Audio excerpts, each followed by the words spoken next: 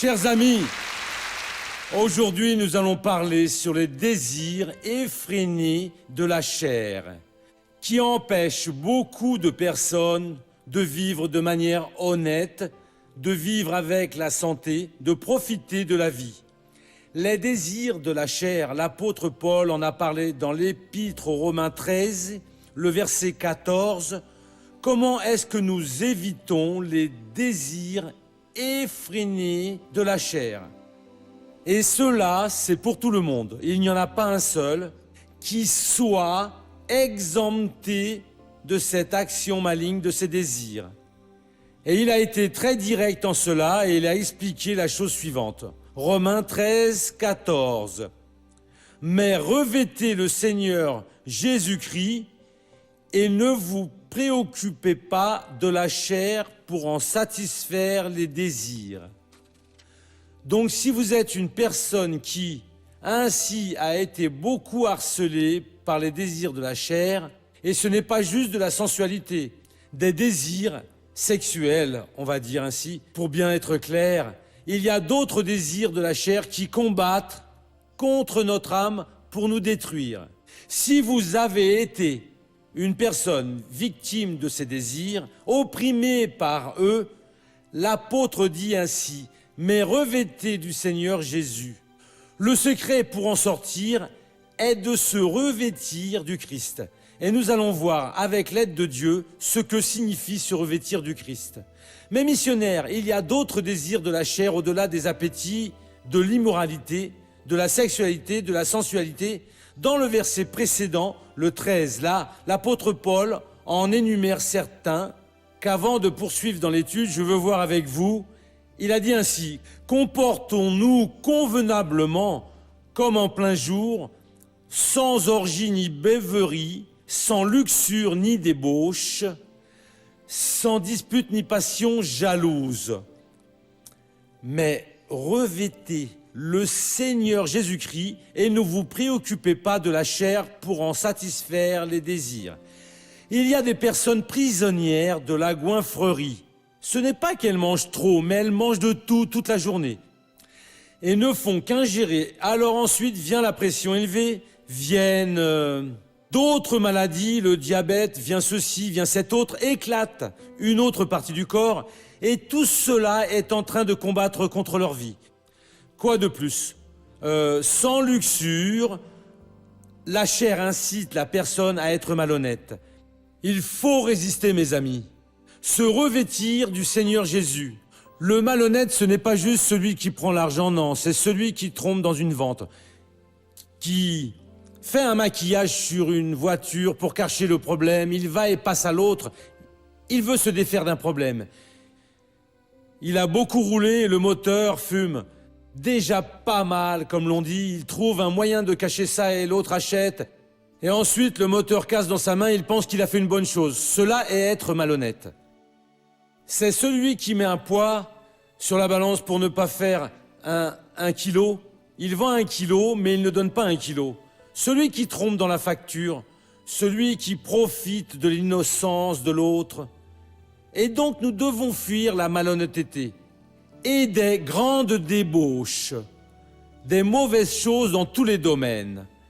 Nous devons tous devoir avoir du respect pour Dieu quand nous agissons avec les personnes. Jésus a résumé ainsi, que nous ne voulions pas pour les autres, tout ce que nous ne voulons pas pour nous, nous ne devons pas vouloir pour les autres ce que nous ne voulons pas pour nous. Si cela avait été fait contre nous, ça nous causerait une certaine douleur. Nous souffririons. Donc nous n'allons pas faire cela aux autres, car ce n'est pas correct.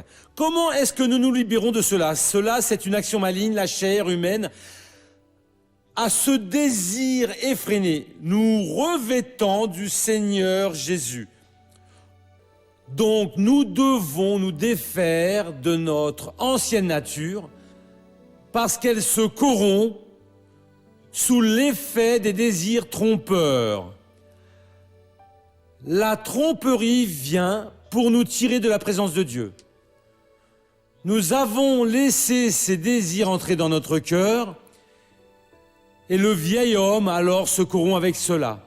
d'être renouvelés par l'Esprit dans votre intelligence et de revêtir l'homme nouveau qui a été créé selon Dieu dans la justice et la sainteté que produit la vérité. Rejetez donc le mensonge et que chacun de vous parle avec vérité à son prochain, car nous faisons partie les uns des autres. Et donc est ici le sujet du verset 24, et de revêtir l'homme nouveau. Paul a dit que nous nous revêtissions du Seigneur Jésus, de la nature du Christ. Notre esprit, quand il est passé par le processus de la récréation, il n'a pas été ni amélioré, ni soigné, il a été transformé. Paul, à un autre endroit, dit que nous avons été recréés en Christ Jésus. C'est ce nouvel homme que nous devons dominer. L'ancien aimait tout ce qui ne valait rien. L'ancien était adonné. L'ancien était un réel pécheur. L'ancien était traître, infidèle, était tout ça. Et si nous le laissons continuer, n'importe quel désir trompeur, effréné, va le corrompre à nouveau. Non, maintenant je suis une nouvelle créature. J'ai été formé en Jésus-Christ et je dois me revêtir de Jésus-Christ, de la parole de Dieu. Il faut qu'aujourd'hui je sois meilleur que j'ai été hier, meilleur demain que je le suis aujourd'hui, et qu'après-demain je sois meilleur que je serai demain à chaque jour. Mais missionnaire, ce désir est si fort en moi que je ne supporte pas. Alors retournez au message du tribunal, vous devez aller au tribunal de Dieu et il a demandé le jugement du Seigneur. Mon Dieu, l'ennemi, l'inclination au plaisir sensuel de la chair, le péché est en train de me dominer et je prends même du plaisir dans la saleté. Je ne veux pas au nom de Jésus. Libère-moi, envoie ton pouvoir et retire complètement cela de moi. Et en même temps, donne-moi maintenant l'allégresse du salut d'être une personne de Dieu, une personne qui écoute ta parole, qui répond ta parole et qui vit ta parole et devient véritablement une bénédiction. Et alors Dieu va commencer à vous bénir. Allons maintenant au Colossiens 3. Aujourd'hui, il y a beaucoup de versets que nous devons apprendre ici.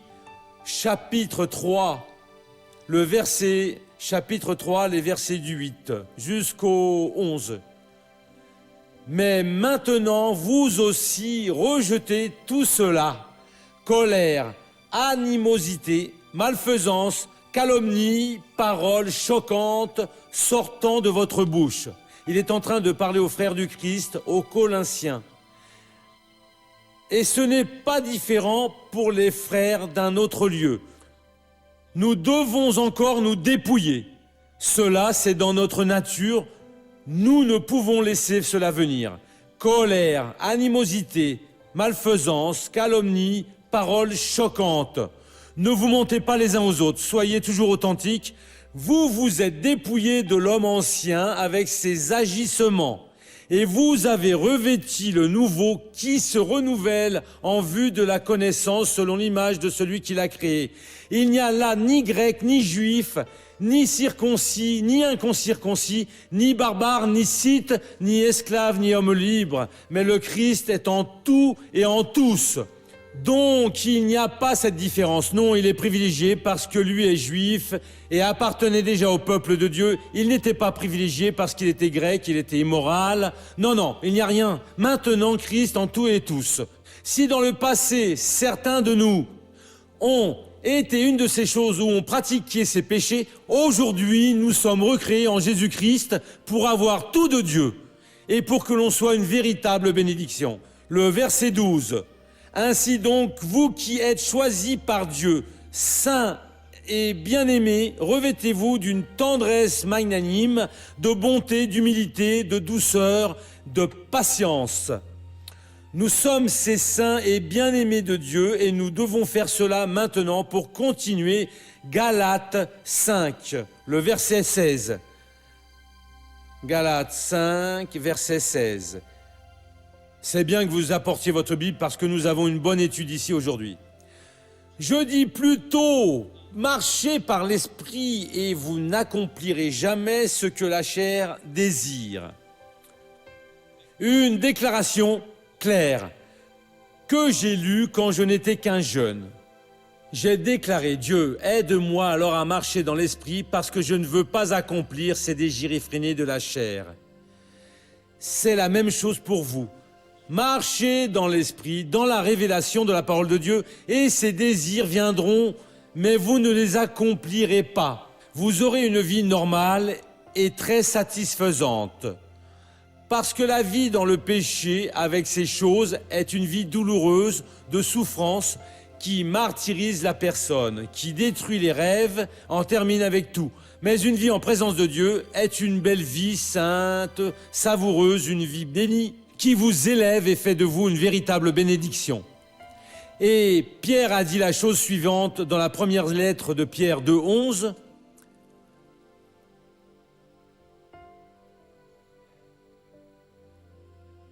Bien-aimés, je vous encourage, comme des exilés et des étrangers, à vous abstenir des désirs de la chair qui font la guerre à l'âme. Abstenez-vous de ces choses, elles existent, et si vous vous laissez emporter, dans très peu de temps, vous allez être gonflés, semblable à une poule pondeuse qui est toute réplète, plein de péchés dans la vie. Vos yeux se mettent qu'à voir ce qui ne vaut rien, votre esprit à penser à ce qui ne sert pas, le désir vient et vous y allez comme un agneau muet va vers l'abattoir pour être alors sacrifié. Non, cessez donc cela. Résistez au désir sans frein de la chair. Bien-aimés, je vous encourage, Pierre déclare cela, comme des exilés et des étrangers. Nous ne sommes pas de ce monde, nous sommes juste de passage ici.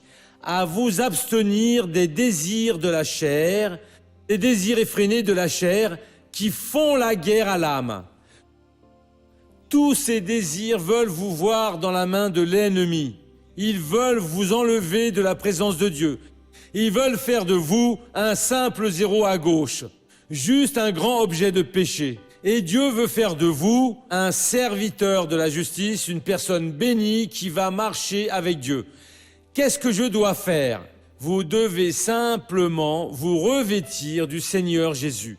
C'est ce que nous avons vu ici quand nous avons commencé l'étude aux Romains 13, 14. Mais revêtez le Seigneur Jésus-Christ et ne vous préoccupez pas de la chair pour en satisfaire les désirs. Si vous faites cela, vous vous mettez à être une personne bénie. Et comment est-ce que je me remets de Jésus-Christ? Non, quand nous avons été baptisés, nous avons été revêtis du Christ, baptisés dans l'eau et dans le Saint-Esprit. L'œuvre du salut a 3 étapes. D'abord la repentance, puis le baptême dans l'eau et le Saint-Esprit. Si vous en êtes juste à la première, vous êtes en train de perdre la meilleure partie de la bénédiction. Si vous êtes juste passé par la repentance et le baptême des eaux, vous n'avez pas encore la confirmation. L'œuvre est en train d'être faite en vous, mais la lutte doit être très difficile, parce que vous n'avez pas encore le pouvoir pour être une nouvelle créature en Christ. Allons au feuilleton de la vie réelle.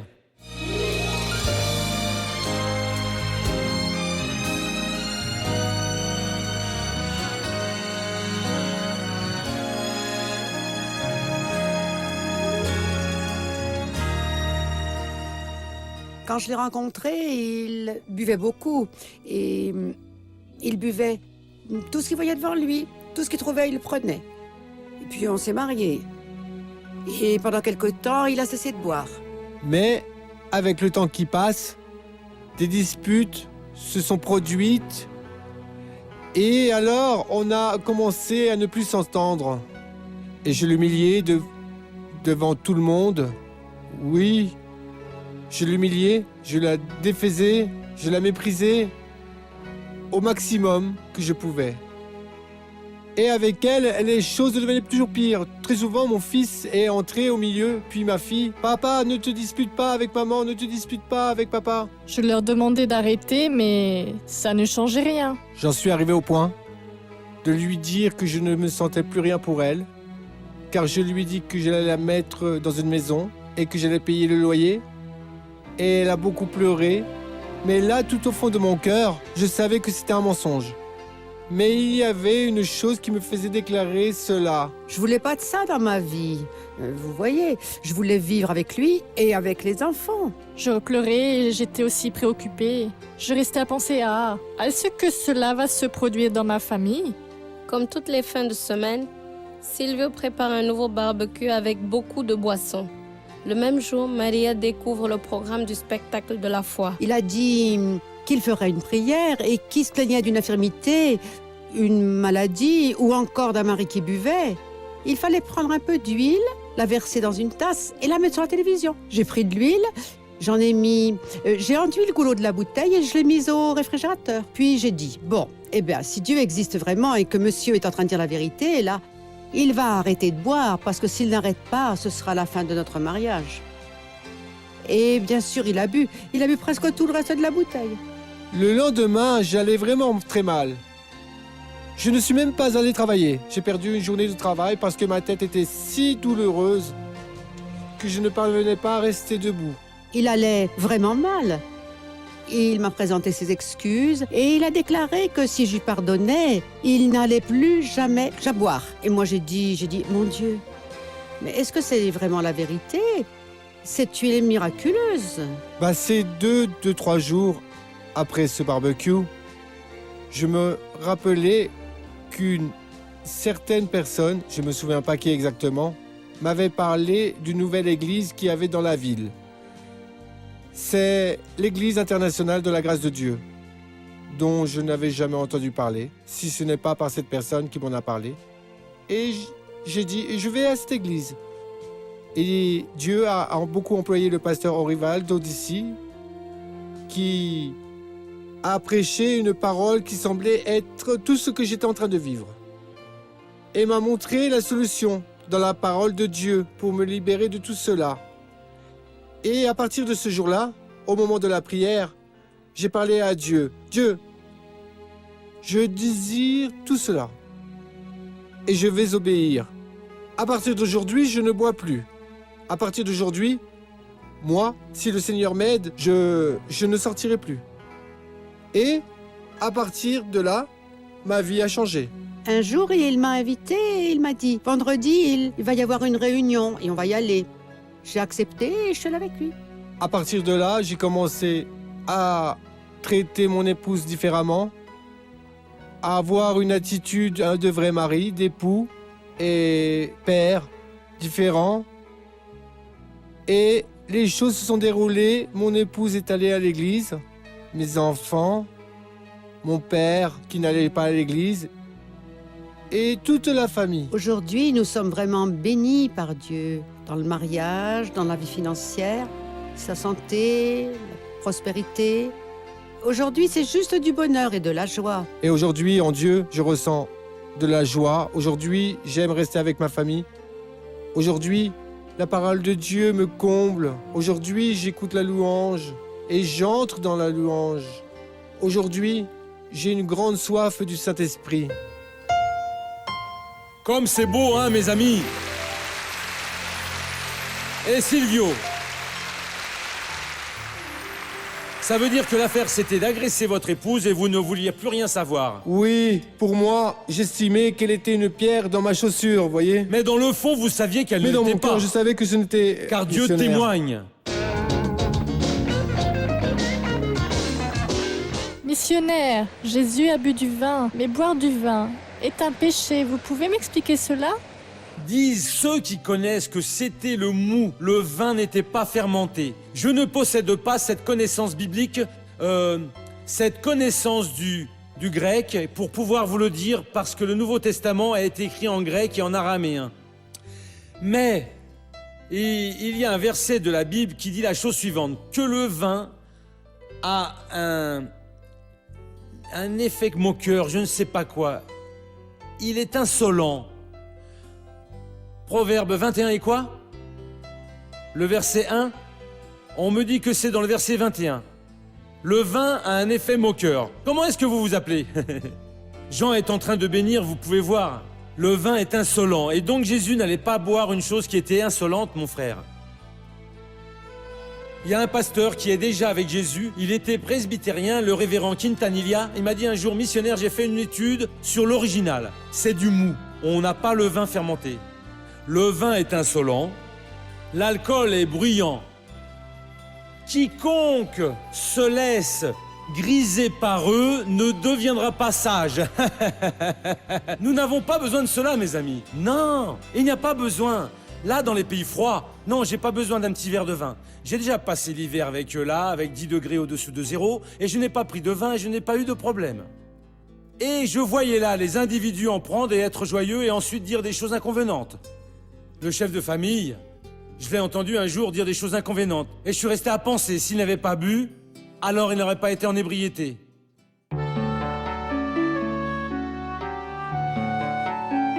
Je suis évangélique, j'ai 3 enfants et je suis divorcée depuis près de 23 ans.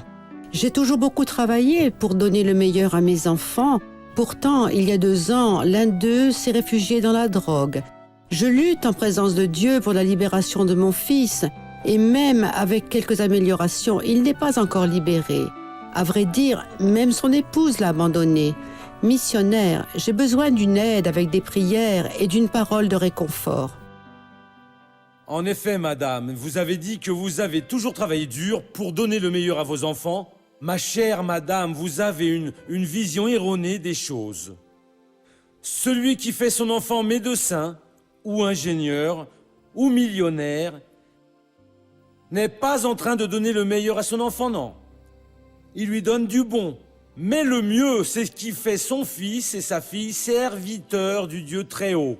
Celui qui a donné le meilleur. Et ma sœur, il y a peu de parents, je vais parler de l'Église pour ne pas parler du dehors, qui ont cette perspective dans la vie. Il y a même des parents qui laissent le diable les utiliser. Quand ils savent que leur fils est en train de faire une sortie avec des jeunes filles, allant au motel ou autre, ils en sont fiers. Il est un macho, c'est un idiot. S'il meurt ainsi, il est encore plus idiot. S'il meurt ainsi, il va aller en enfer. Le meilleur que l'on donne à ses enfants, c'est demander à Dieu la sagesse, c'est de se consacrer à Dieu et prier, briser le pouvoir du diable, parce que ma sœur, tant que vous ne brisez pas le pouvoir du diable, il reste à vous fouetter. Mais au moment où vous le brisez, votre fille et votre fille seront comme Silvio aujourd'hui, avec la fin du Saint-Esprit. Laissez-moi prier pour tous ceux qui sont chez eux. Père, je te remercie, au nom de Jésus, pour l'œuvre que le Seigneur est en train de faire dans des milliers de cœurs. Je te remercie, ô Dieu, pour ta parole, qui ouvre toujours nos yeux pour que nous puissions vivre mieux. Et je demande pour les personnes qui sont en crise, qui sont bien dominées par les désirs effrénés de la chair, pour tous ceux qui pensent qu'il n'y a plus d'issue pour eux, fais-les revenir vers le Père. Je vais maintenant utiliser ton pouvoir au nom de Jésus. Je vais attacher toute action du diable, toute douleur, toute souffrance, toute attaque maligne dans la famille, dans les finances, dans le cœur. Et je dis, mal, sors de cette personne et va-t'en au loin pour ne jamais plus opprimer. Dehors, au nom de Jésus. Et vous dites, merci Jésus.